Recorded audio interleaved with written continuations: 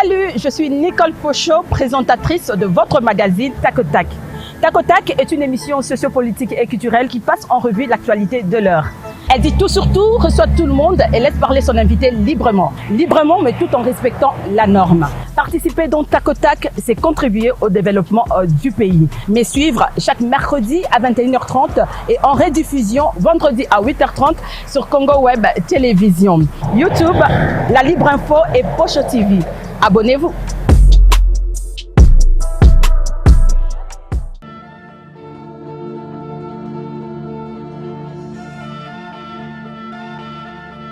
Monsieur le Président, je voudrais poser une question sur la formation de coordonnateurs provinciaux.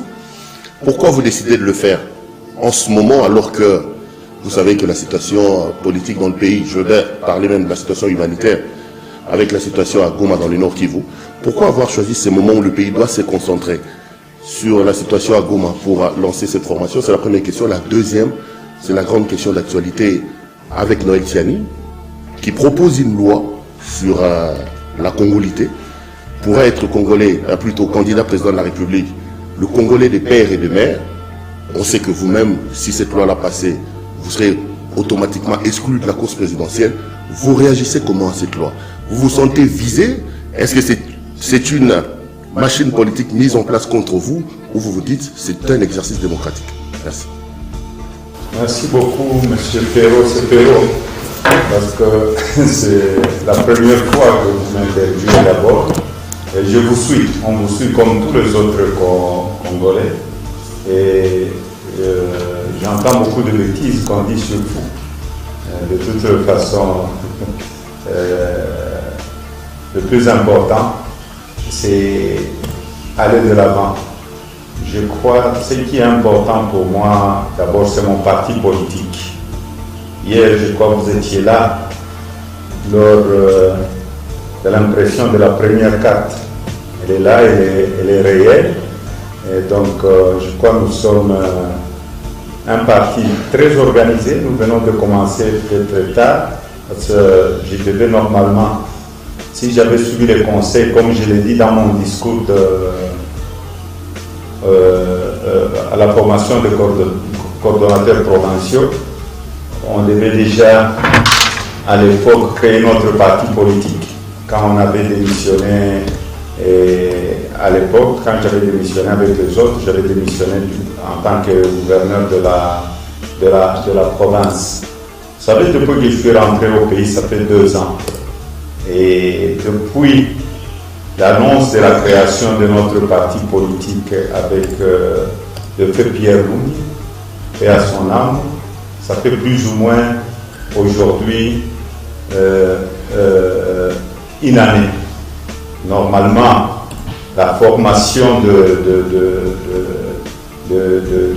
coordonnateurs était prévue pour le 20 mai 2021.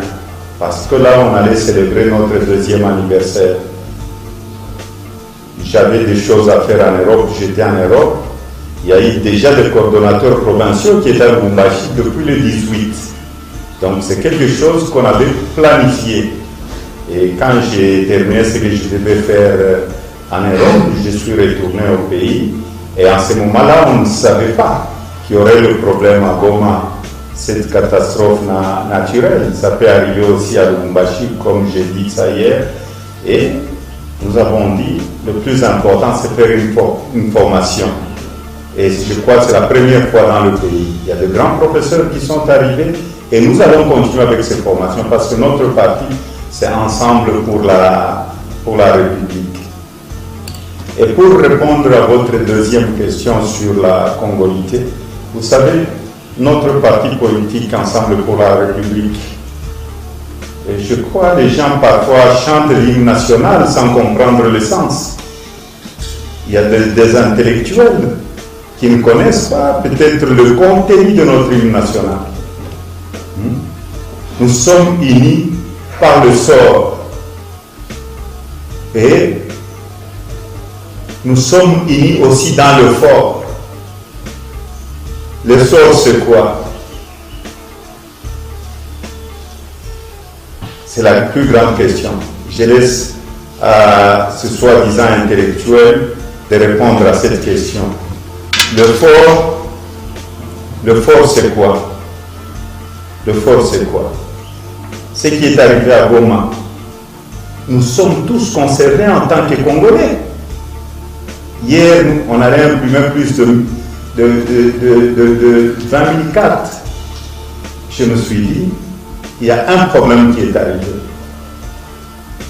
C'est un problème qui concerne, c'est le sort de tous les Congolais. Quand il y a un mort en Ituri, c'est le sort de tous les Congolais. Et l'effort que nous devons faire ensemble, c'est quoi? C'est sauver cette population de Goma. C'est pourquoi j'ai initié cette caisse de solidarité. Et nous avons relayé avec nos coordonnateurs que je vais voir bientôt. Ils doivent commencer aussi dans toutes les provinces. Et j'ai bien dit que l'argent que nous allons récolter, nous allons donner ça au gouvernement central. C'est un petit rien, mais nous ne devons pas rester le bras croisé. Et pour revenir à votre question, notre parti politique, Ensemble pour la République, est basé sur l'hymne national. Dans l'hymne national, on doit se défendre aussi.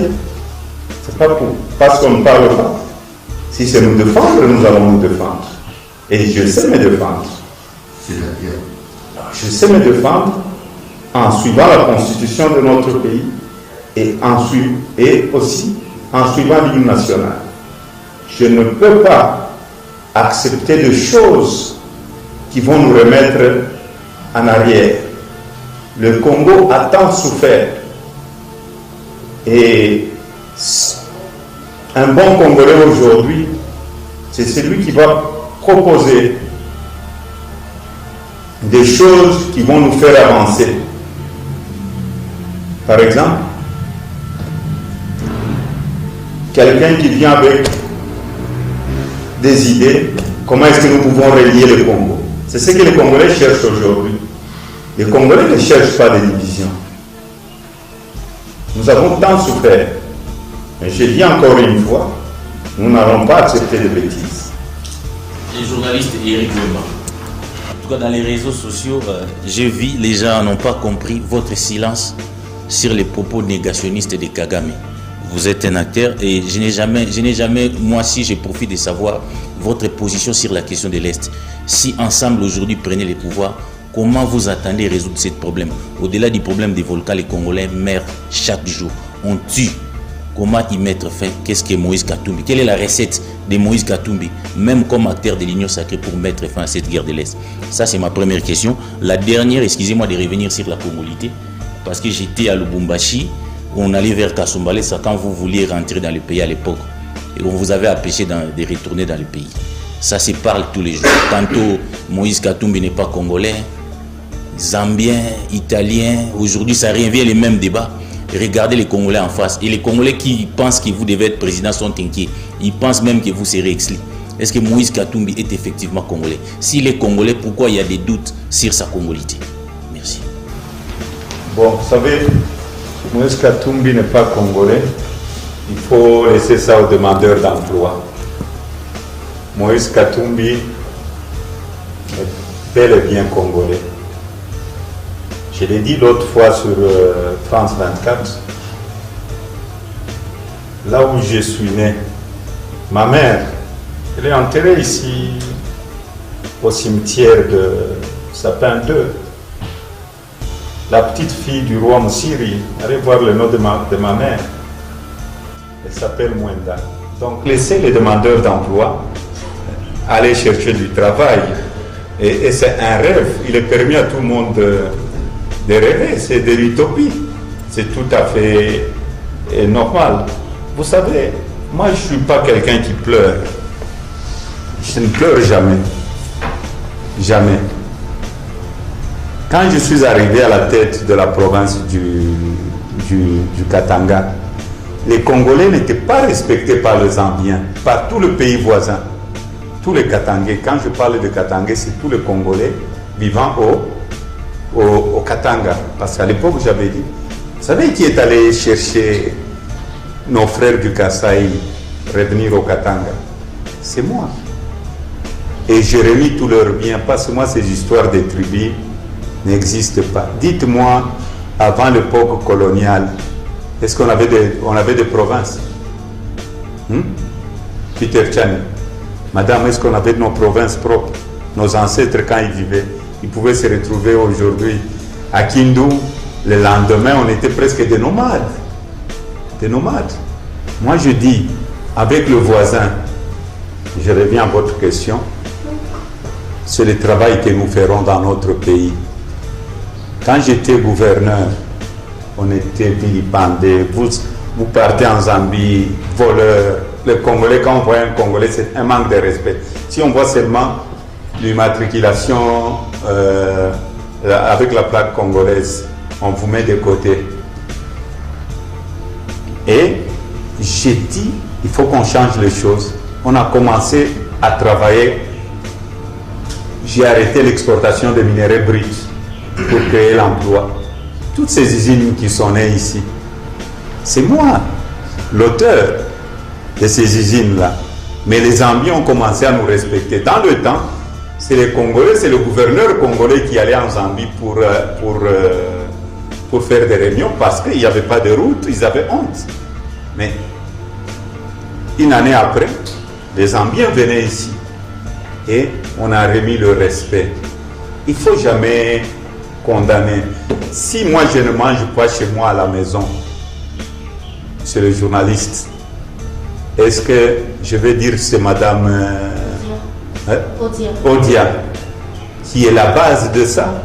Non, c'est parce que moi-même je suis incompétent et qu'est-ce que je dois faire pour que les gens me respectent, pour que je ne puisse pas. Il ne faut pas chercher de bouc émissaire. Le Congo est un pays riche. Nous, au Katanga, on nous a respectés compte tenu du résultat du travail qu'on a fait. Et tout le monde, est-ce qu'il y a, dites-moi s'il y a un pays qui est venu ici au Congo pour nous dire si la Zambie est venue, ou le Rwanda, ou le pays frontalier, on a la Tanzanie, on a 9 pays. Est-ce qu'ils sont venus nous dire ne construisez pas de route? Est-ce qu'ils sont venus nous dire ne donnez pas de l'eau potable à vos enfants? Il ne faut pas une fuite de responsabilité, il ne faut pas endormir les gens. Nous, notre parti politique, c'est de travailler pour que le Congolais soit respecté chez lui. Les jours que nous serons respectés, j'ai sillonné le monde avec le président actuel. Parfois, on allait dans des bureaux, on nous disait, on est fatigué avec vous. Et la communauté internationale a totalement raison. Moi, même quand ça ne va pas au niveau de mon équipe de football, vous m'avez déjà entendu parler, c'est à cause de tel président qu'une équipe de football? Non. Si ça ne va pas, c'est un problème en interne qu'il faudrait corriger. Quand vous voyez quelqu'un qui vous dit chez nous ça ne va pas à cause de... Vous dites monsieur, votre place n'est pas ici. Est-ce que dans toute la République, la souffrance qui est à Guémena, la souffrance qui est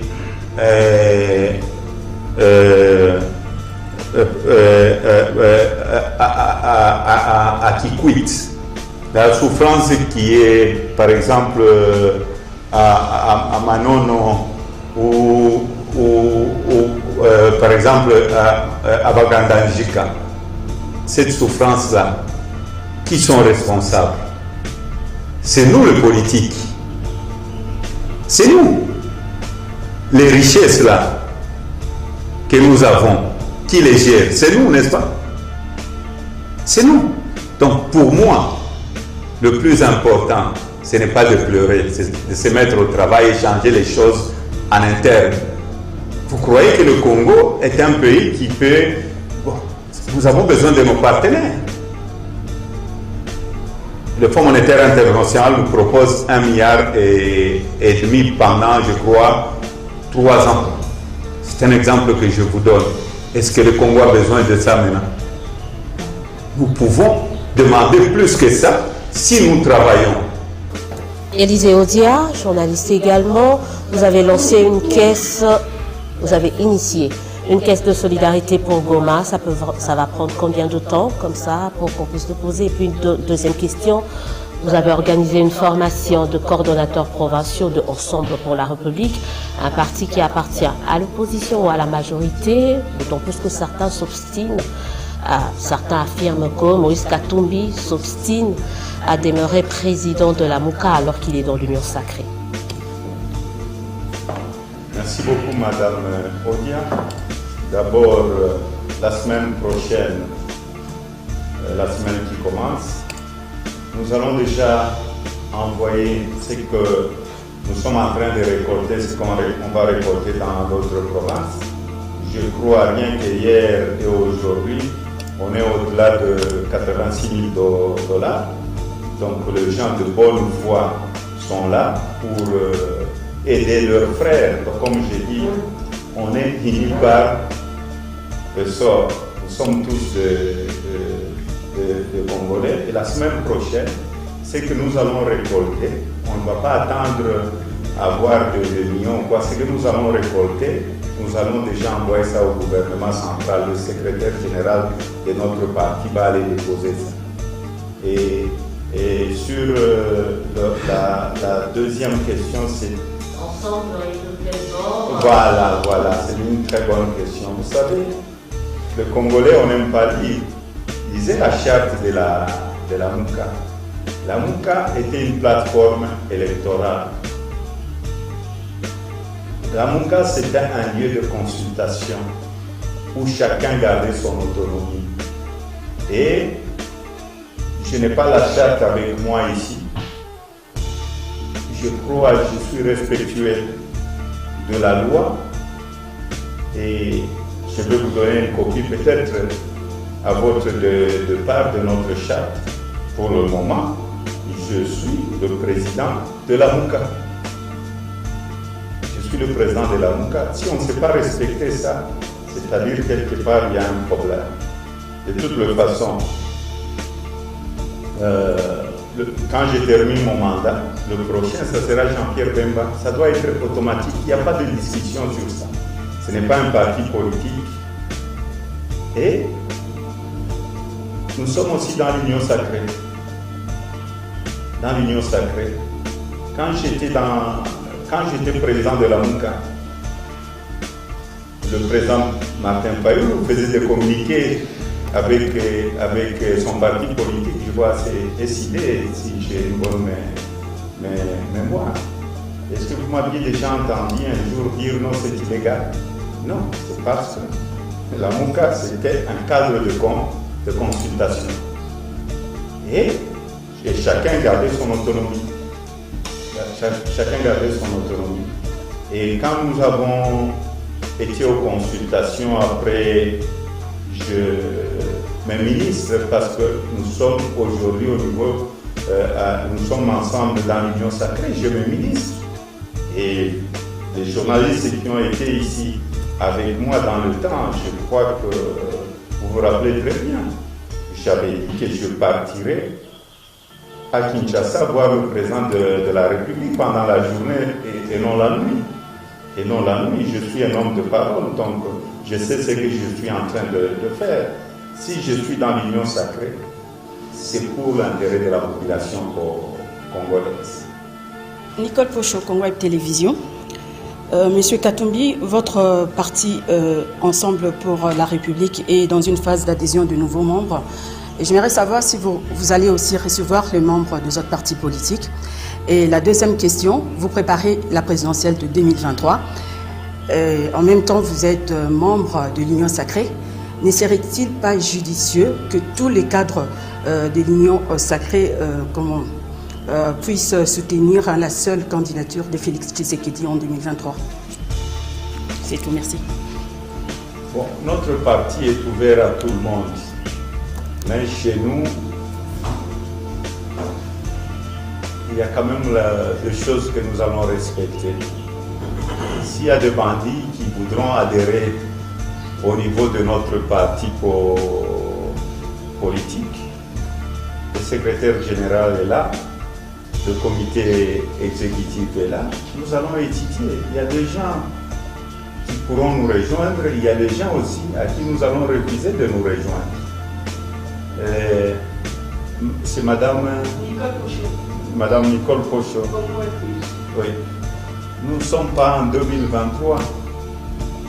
Moi, même quand j'étais gouverneur, mes conseillers venaient me voir, il y a des conseillers qui venaient me voir, des ministres qui venaient me voir pour me dire, monsieur le gouverneur, il faut qu'on prépare notre mandat en tant que gouverneur, le deuxième mandat en tant que gouverneur de la province. Vous savez quelle était ma réponse? Et c'est des conseillers comme ça que j'ai chassés. Et ma réponse était, travaillons pour changer les choses dans la province du Katanga. Travaillons pour donner espoir à la population katangaise. Ce que vous aviez dit hier depuis mon retour dans tout le pays, que ce soit à l'Est, c'est parce qu'on avait un bilan. Le plus important pour nous aujourd'hui, c'est de travailler pour que les choses changent au niveau du pays. Vous pouvez demander à mes ministres, vous pouvez demander à mes conseillers. Les conseillers qui venaient, non.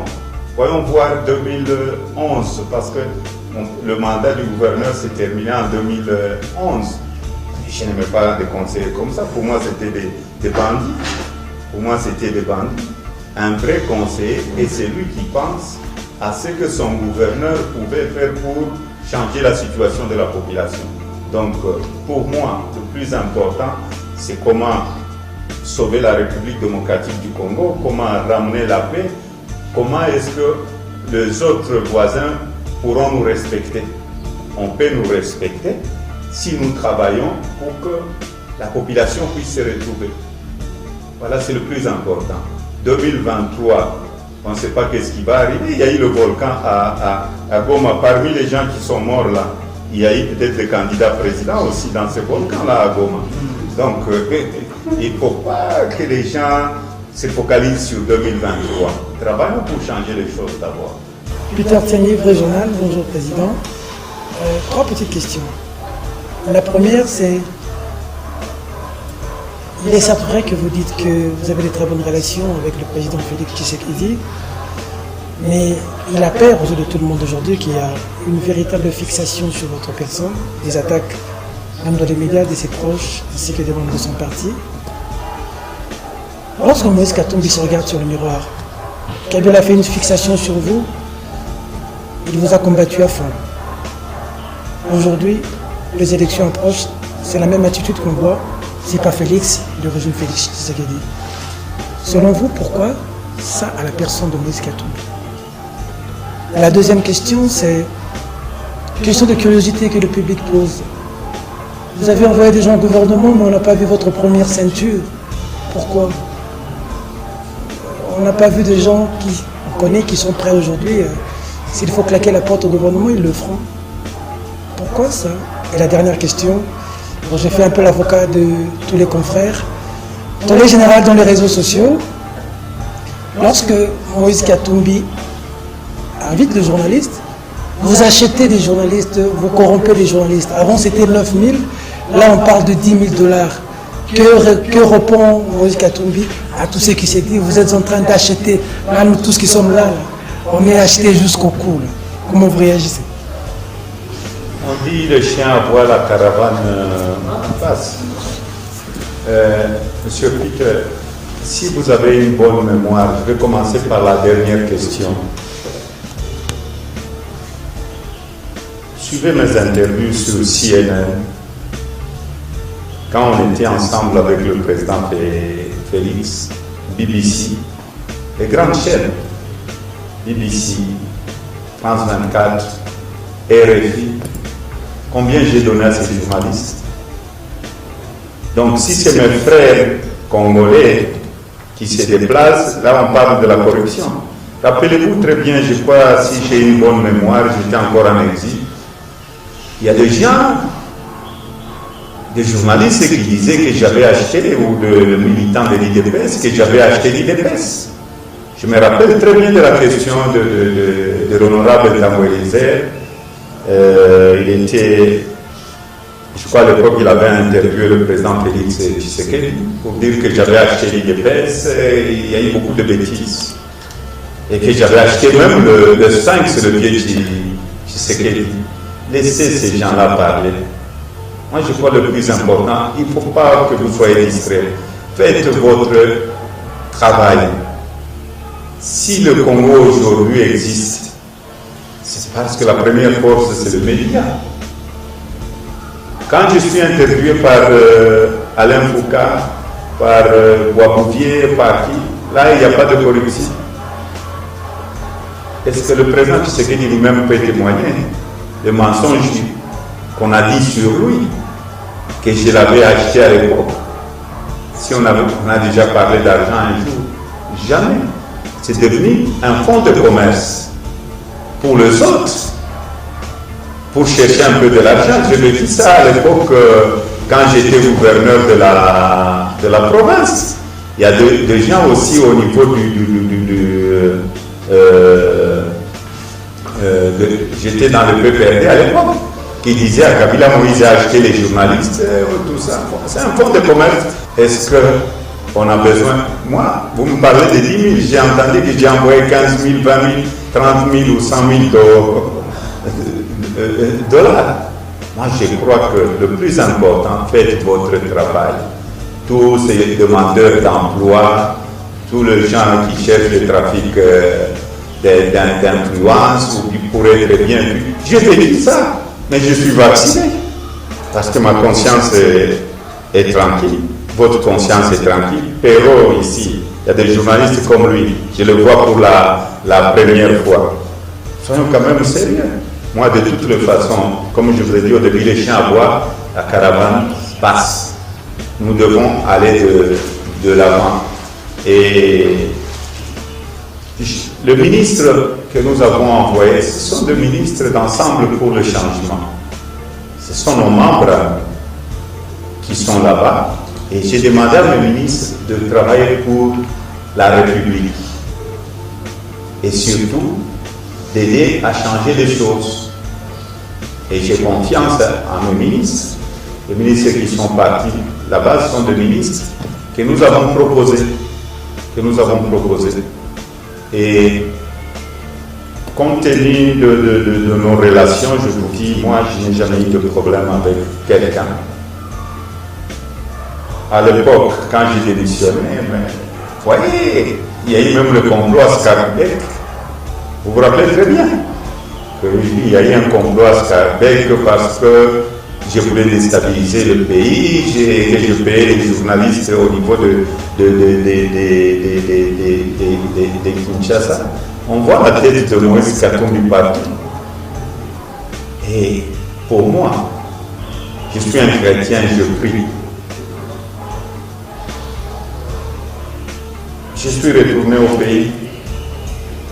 Le président Joseph Kabila est là. Le passé, c'est le passé. Il reste un frère. Le président Félix est un frère. Moi, je n'ai pas de problème envers mes frères. Mais ce n'est pas pour cela que je dois être vilipendé pour de bêtises. Et je n'accepte pas l'injustice. Et j'ai compris aussi pourquoi on échoue au Congo. On écoute trop.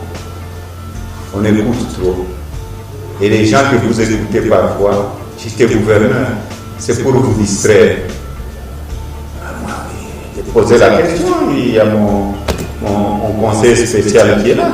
Moi, quand tu venais accuser quelqu'un, j'étais chassé. Parce que je n'avais pas le temps d'écouter des bêtises ou des choses. Viens me dire que, monsieur le gouverneur, il y a un problème d'eau potable au niveau de Kabula-Menchi. Les gens n'ont pas de l'eau potable. Voilà un conseiller. Voilà un bon conseiller. Donc pour moi, ma conscience est tranquille. Je suis un chrétien. Et je prie, je veux que notre pays puisse aller de l'avant. Mais je ne me laisserai jamais dominer.